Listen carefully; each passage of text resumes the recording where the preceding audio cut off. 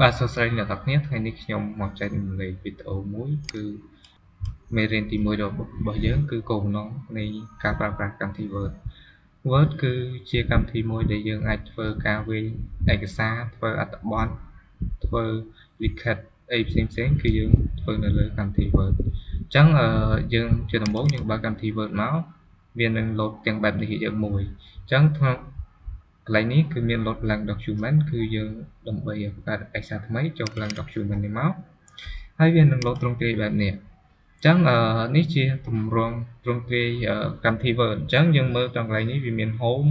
វាមាន insert វាមាន draw មាន design មាន layout មាន reference មានmailing មាន review មាន view ហើយនឹងមាន help អីផ្សេងៗហ្នឹងទៅហើយក្នុង insert design layout ហ្នឹងគឺវាមាន tool ផ្សេងៗក្នុងការប្រើប្រាស់អញ្ចឹងយើងនឹងសិក្សាលម្អិតទាក់ទងទៅនឹង tool ក្នុងការប្រើប្រាស់ហ្នឹងនៅក្នុងវីដេអូក្រោយប៉ុន្តែថ្ងៃនេះខ្ញុំចង់បញ្ជ្រាបអ្នកនរគ្នាគឺក្នុងការ save ទុកនៅឯកសារអញ្ចឹងឧទាហរណ៍ថាខ្ញុំមានឯកសារនេះមួយអញ្ចឹងខ្ញុំចង់ save ទុក save យើង save បែបណាអញ្ចឹងអ្នកគ្នាចូល file អ្នកគ្នាចូល save ទៅមកអ្នកគ្នាចូលកន្លែង browse ហើយអ្នកគ្នារើសទីតាំងដែលអ្នកគ្នាត្រូវការទុកអញ្ចឹងខ្ញុំទុកឯកសាររបស់ខ្ញុំនៅក្នុង drive this PC ហើយខ្ញុំទុកនៅក្នុង drive D នេះគេចូលមកហើយខ្ញុំដាក់ឈ្មោះថាឯកសារទី1អូខេឯកសារទី1អូខេអញ្ចឹងខ្ញុំដាក់ឈ្មោះរួចហើយខ្ញុំ save អញ្ចឹង file របស់ខ្ញុំនេះគឺខ្ញុំទទួលបានមួយហើយនៅណាខ្ញុំចូលមកកន្លែងនេះកន្លែង folder នេះមកហើយចូលកន្លែង PC ខ្ញុំទៅរកកន្លែងខ្ញុំទុក drive D ហើយនេះឯកសារទី1អូខេហើយមួយទៀតគឺការ save as យើងចូល file យើងចូល save as យើងយកប្រើដដែល save គឺយើង save ជាប់ឯកសាររបស់យើងទៅនឹងឯកសារចាស់ដដែលប៉ុន្តែ save as គឺយើងបានន័យថាឯកសារថ្មីឯកសារចាស់យើងទុកដដែលគឺយើង save យកឯកសារថ្មីអូខេ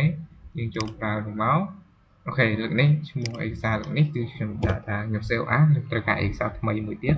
ខ្ញុំដាក់ save ខ្ញុំដាក់ឈ្មោះថាឯកសារទី2ហើយខ្ញុំ save អូខេអញ្ចឹងខ្ញុំទទួលបានឯកសារមួយទៀតហើយខ្ញុំចូលមកកន្លែងដដែលកន្លែងខ្ញុំទុកឯកសារវិញតែ D នេះអូខេឯកសារទី1ហើយឯកសារទី2ដែលខ្ញុំ save as ថាអូខេចំពោះវីដេអូនេះគឺមានប៉ុណ្ណឹងហើយបើសិនមានចម្ងល់អីអាច comment ខាងក្រោមខ្ញុំអាចបកស្រាយបាននៅវីដេអូបន្តទៀតខ្ញុំព្យាយាមបកស្រាយហើយចំពោះអ្នកដែលត្រូវការមានចម្ងល់សួរឬក៏មានអីដែលអាចតាក់ទងឲ្យខ្ញុំជួយបានអ្នកគ្នាអាចតាក់ទងមកតាមរយៈខ្ញុំតាមរយៈនេះបានមាន Telegram របស់ខ្ញុំហើយនេះជាលេខទូរស័ព្ទហើយនេះជា link របស់ Telegram អញ្ចឹងបើសិនអ្នកគ្នាត្រូវការបើថាអ្នកគ្នាមើលវីដេអូដែលស្រីយល់ទេអ្នកគ្នាអាចរៀបទៅជាមួយខ្ញុំបានអាចតាក់ទងមកឬក៏អាចសួរអីបានខ្ញុំព្យាយាម support ទៅ